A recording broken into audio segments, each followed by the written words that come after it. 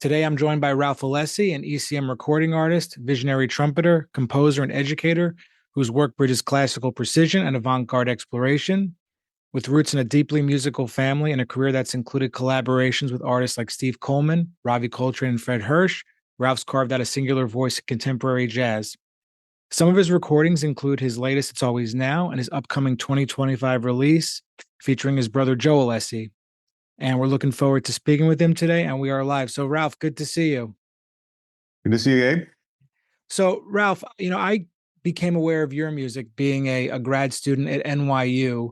This is going back about 15 years ago or so.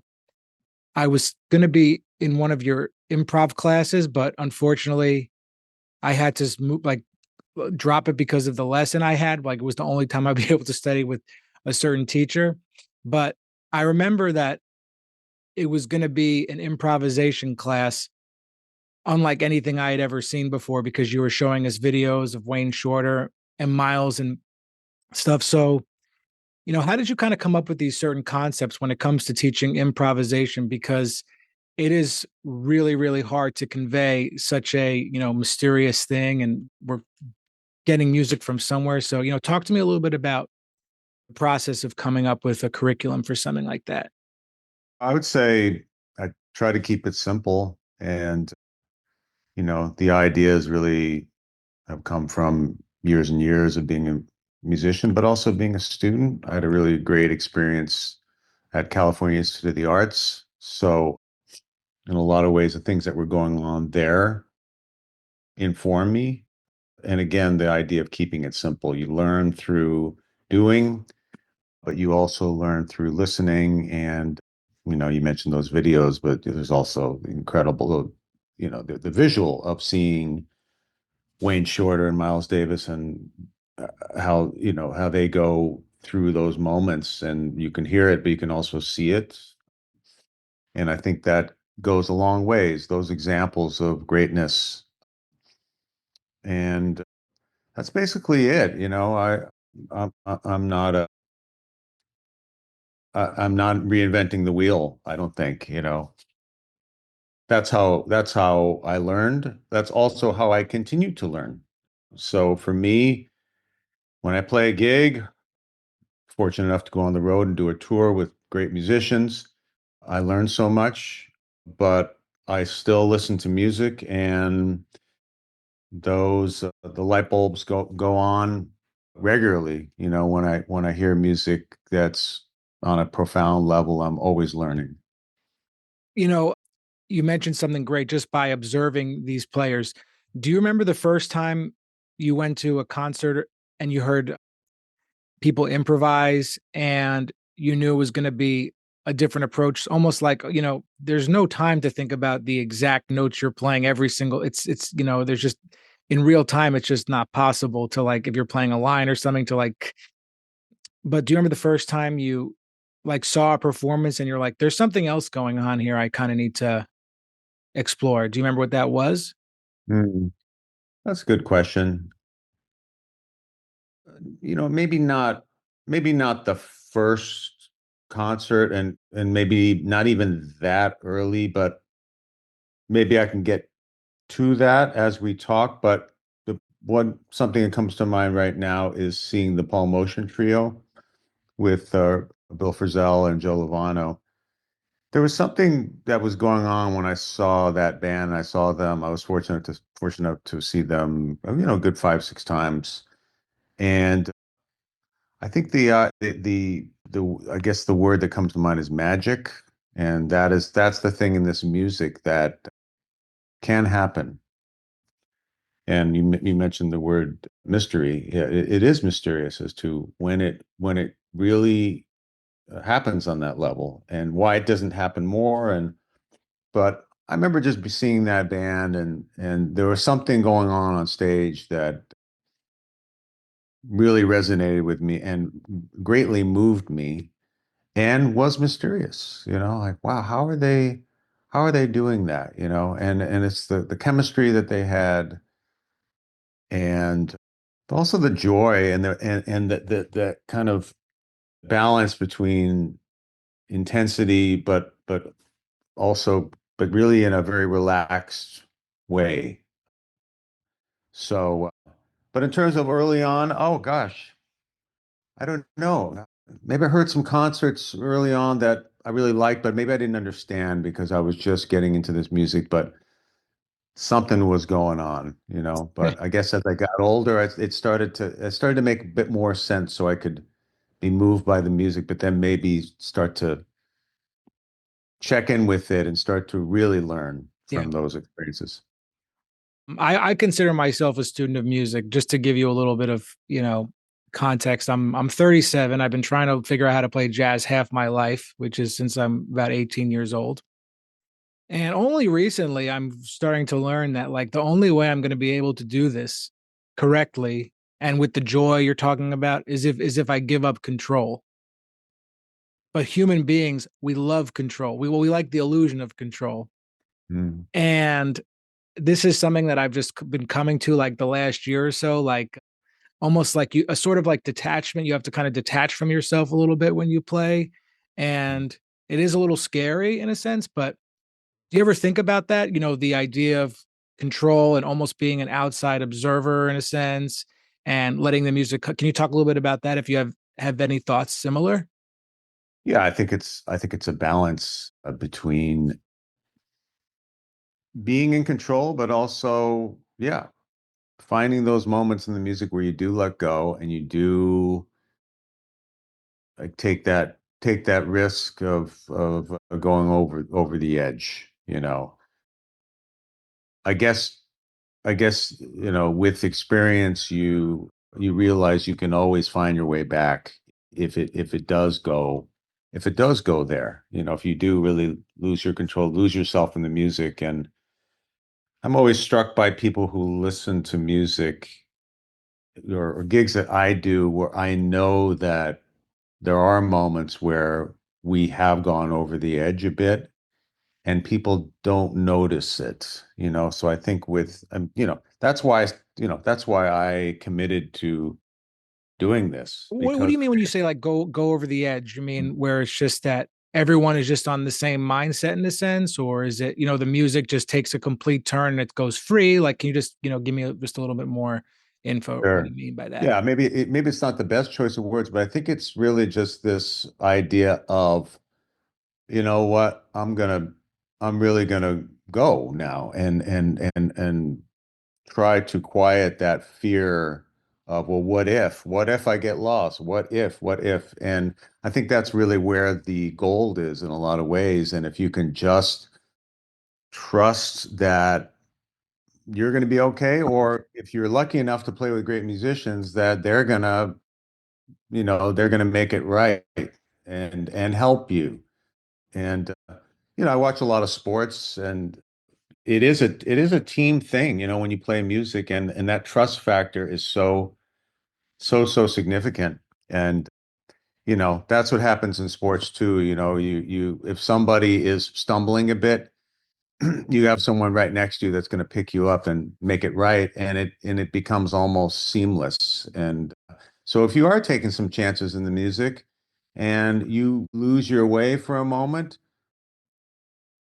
that's sort of the job for the whole band to be aware of that. Awareness is just paramount. It's so important in this music. So when you do have individuals on stage that are aware, are take chances, but then you have this collaborative effort to get through the music, and especially in those kind of rocky areas of the music. And with experience, the audience doesn't notice, and you can actually make a music because of that quote unquote mistake. You can really make some profound music if people all stay together.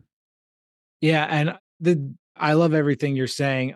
I wanted to something else I've been thinking about recently. In the Western world, the States, there's our culture is just full of competition and anxiety and perfectionism. In this is a lot. There's so many epidemics that are here in the States that do not exist on other parts of the world. Do you find that people play differently in other parts of the world, or at least come from other other places that there's maybe a certain element in their playing that's not there in the people who are from here? Mm. I think there is something in what you're saying, and I kind of agree with that. There is a kind of approach to improvising that tends to happen in New York in a certain way that doesn't happen in other places. Now, of course, that's a generalization, but I do notice it. What is it? Maybe playing with a more of a sense of urgency, maybe taking more chances. I don't know. I've been living part-time in Europe the last 5 years, and there are amazing musicians all throughout that continent. But in general, there is a different thing that happens here in New York, and it's probably just a byproduct that has been passed on over generations. It's part of the energy of the city. You have all these people crammed into a small space, and you're constantly around, influenced by artists, musicians that are pushing the envelope, and I think that's infectious, and it is a thing, and I have noticed it, so I try to reflect that in my teaching as well. So if I'm working with students, and whether students that I work with in Europe or students I work with here, I am really trying to encourage them to tap into that New York aesthetic, that what we've been touching upon in this conversation about taking chances, and trusting that you can work it out in real time. That's beautifully said.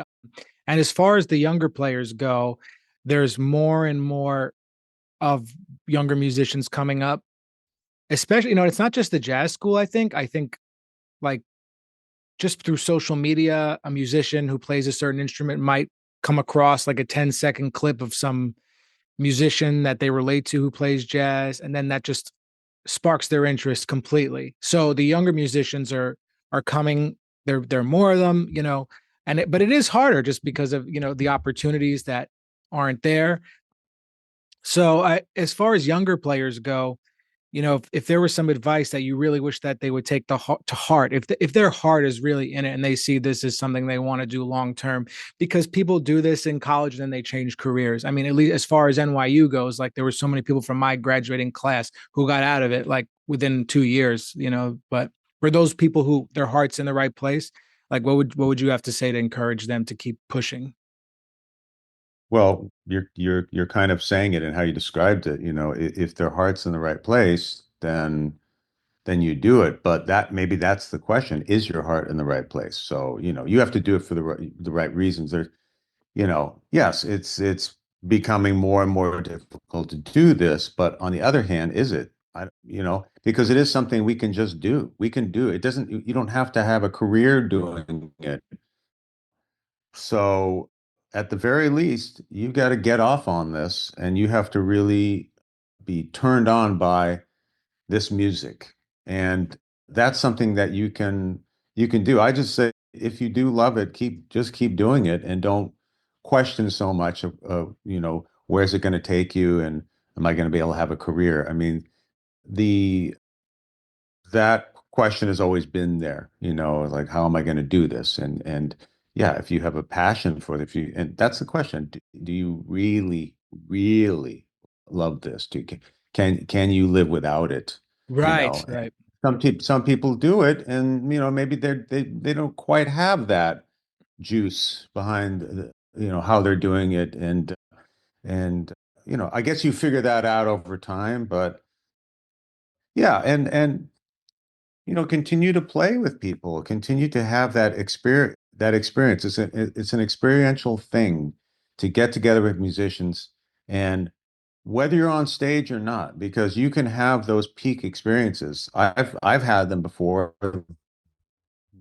in lessons with students, in rehearsals. There was years ago, I had a rehearsal for a gig, and there was one moment in this rehearsal, I listened to it, and something happened that was, I used the word magical, but there was something that happened in the music, and listening to this moment, and that's a peak experience, and that was just in a rehearsal.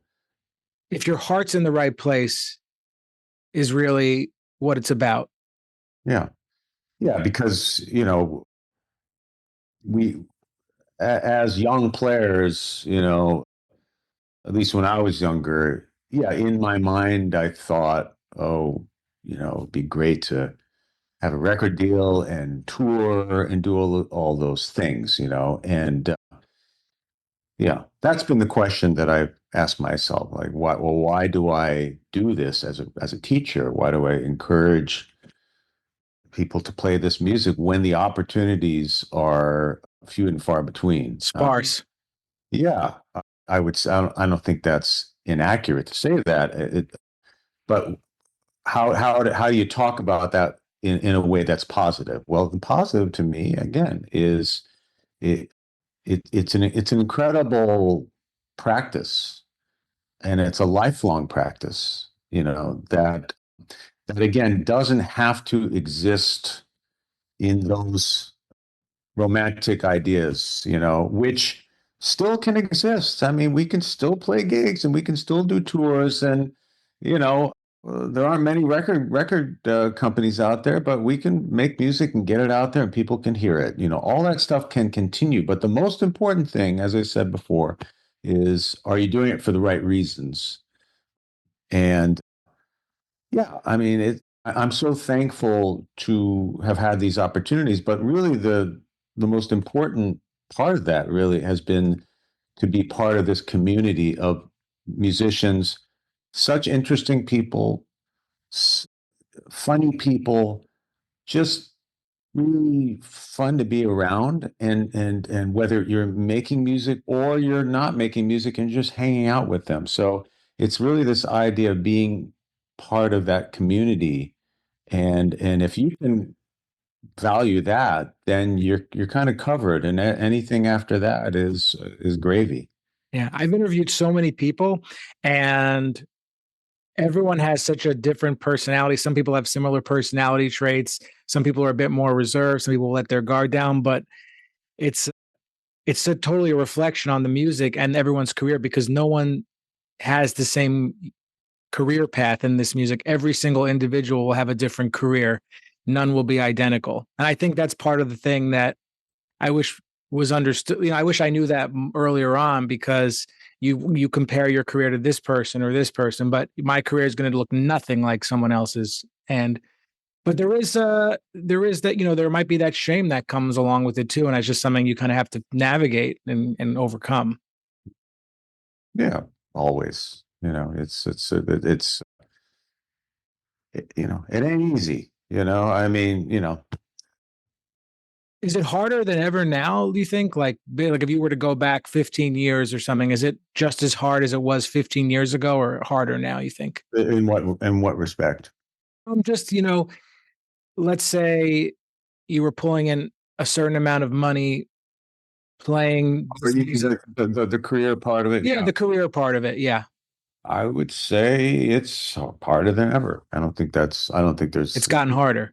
any way around that. I mean, it's just the economics of where the money goes. We have a systemic problem in this country with what where the money goes, and the money keeps going to the top, and it has to be taken from the people, the artists, and all that kind of stuff. And that's happened in Europe, especially after 2008. Things really changed there, and the situation in Europe with the jazz scene has really changed. They've become more.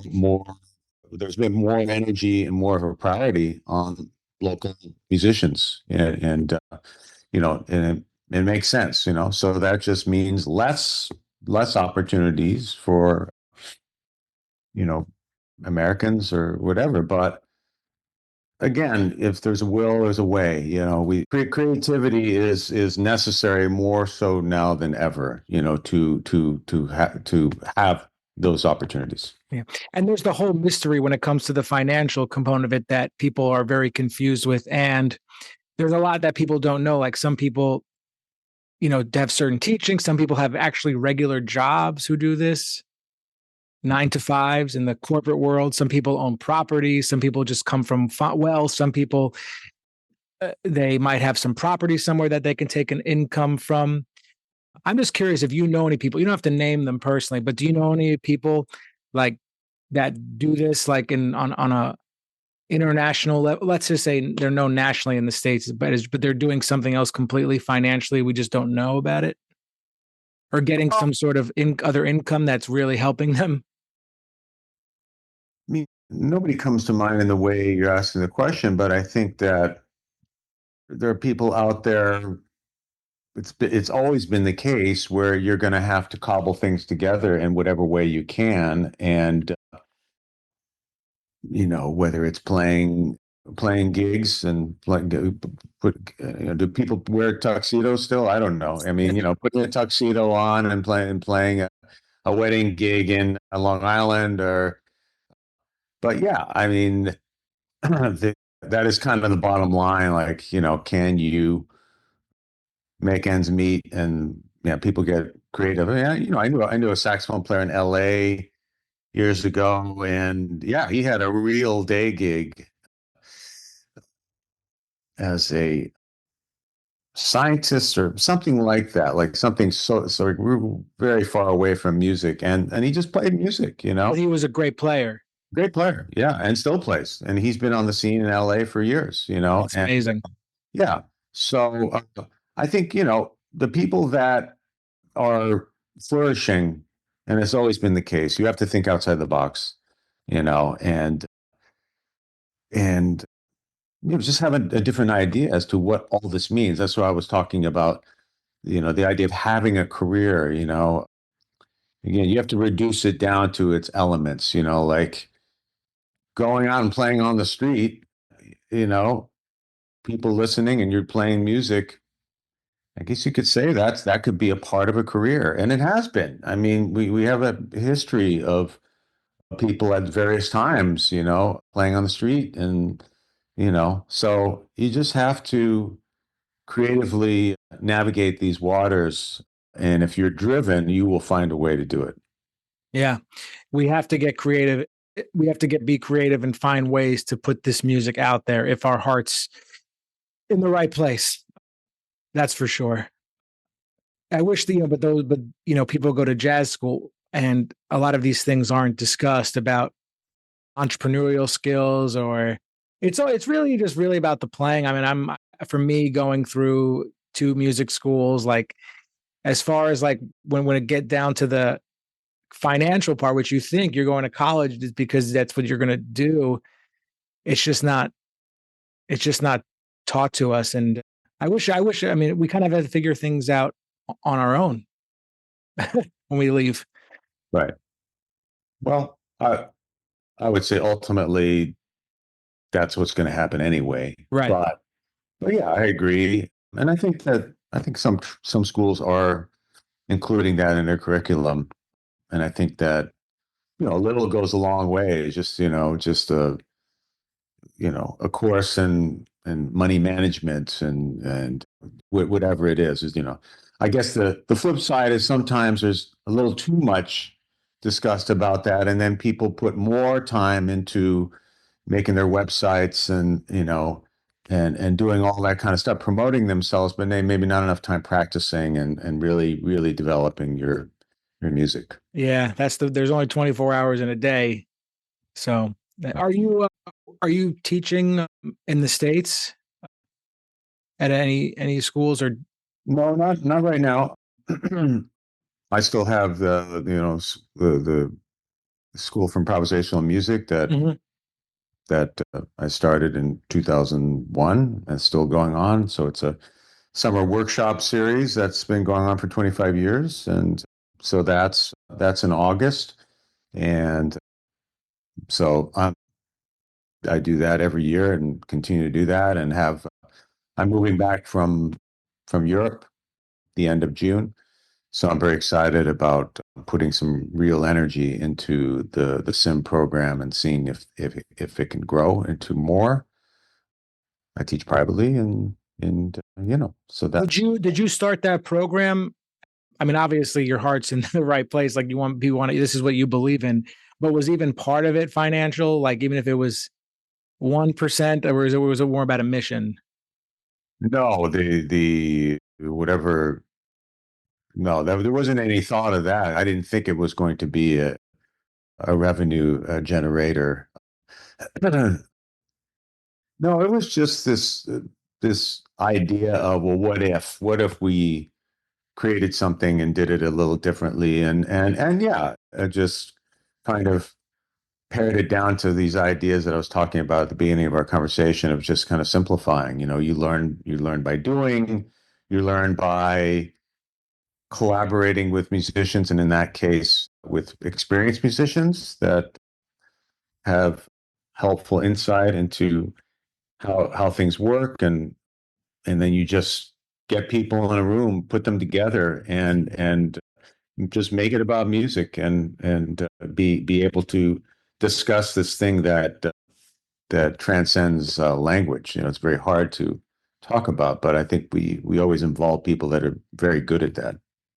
Yeah, talking about stuff that's the hardest part, probably. Yeah, it can be for sure. Yeah, arguably, nothing has to be said in a certain way. It's like, yeah, it's you have to find.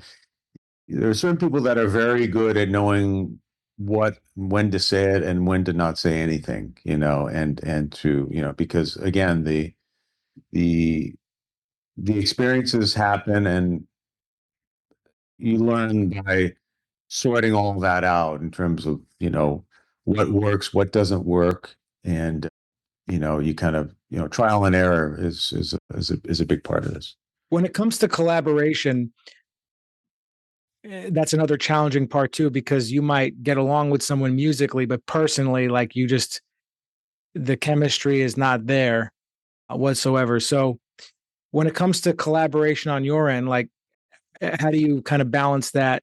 They have to play a certain way that I like, but they also have to be we have to be able to relate on a personal level. Otherwise, if they're just not nice or something, it ruins the whole experience. I mean, I've had some experiences where players were like, very good, but like they just weren't nice people, and it ruined everything. Just the ego. Yeah, well, I think I think maybe times have changed a bit. I think back in the day, I'm sure a good part of those situations where the music was amazing, probably people dug each other too, but there were probably exceptions to that. I kind of got that feeling just reading about certain situations and talking to musicians, and you know, but I think now it's more about the thing that you're describing, where it's this experience that is about being on the bandstand, but continues when you're hanging out, and that's something that informs the music. And yeah, I would say that most of the time I'm playing with my friends who Yeah. I love and I love being around and hanging out with. And that is, as I just said, part of the music. Have you ever worked with somebody that you really admired their music, but then after getting to know them personally, like it's like you can't look the other way? Like you're just forever changed in a way about the way you view them? I suppose so. You don't have to name, no, we don't have to name the name. No, I'm just curious. no, actually not many really come to mind right now, but There are. yeah, I think it can happen. I mean, at the very least, maybe it's just not, you can't really connect with them, when you're not playing. Maybe that can happen, but for me, I'd put up with that, and if the music feels great, that's okay. Look the other way. Right. So you're moving back to the States, as I guess, permanent resident here in June, you were saying. So what are you looking forward to pursuing when you come back this year? Are there certain ideas that you just have like up here, that things you want to explore, musicians you want to play with, that type of stuff you could share with us? Well, I think, I've been going back and forth for the last 5 years, so I just like to, first of all, just have one home You're where right. I'm not on an airplane every month and constantly jet lagged. And just, really be part of this community like I used to, where I would be here all the time. And I've been fortunate because I've come back, every month and have a gig or two. And but I'm always reminded, like, wow, the musicians are so good here. And so part of what I'm looking forward to is just playing more with the musicians here and people I haven't had a chance to play with. As I said, I'm going to put a lot of energy into sim. I'm very excited about that. Just kind of dig into being a musician and a Yeah. composer. I like to develop a whole set of my music for big band. That's one thing on my to-do list. Yeah. But yeah, there is a quartet that I'm gonna play with, maybe I guess it would be later this summer with Steve Coleman, Drew Gress, and Sheet Waits. Whoa. I'm hoping we can do a few gigs, and I guess that's what I mean. It's like having the opportunity to do that, and living here will help. I mean, That's a it, dangerous band, Ralph. That's oh yeah, yeah, I'm very excited about that. So I think that's going to be fun, and else, yeah, that's about it. I think I might collaborate with Dave Ballou. He's a great trumpet player, and we've talked about maybe writing a book together. Are you do you have any plans to do anything with Ravi Coltrane in the upcoming year or anything? Not right now, not right now, but yeah, it's always great to make music with Robbie. Yeah, Yeah. I've seen you play with him before. Okay. That was yeah, Mhm. amazing. Mhm. At the Vanguard. Okay. Yeah. That was great. Going back. Yeah. No, this has been Ralph. Thanks so much for, doing this and sharing your, insights with the audience. It's been great. Thanks, Abe. Thanks for having me.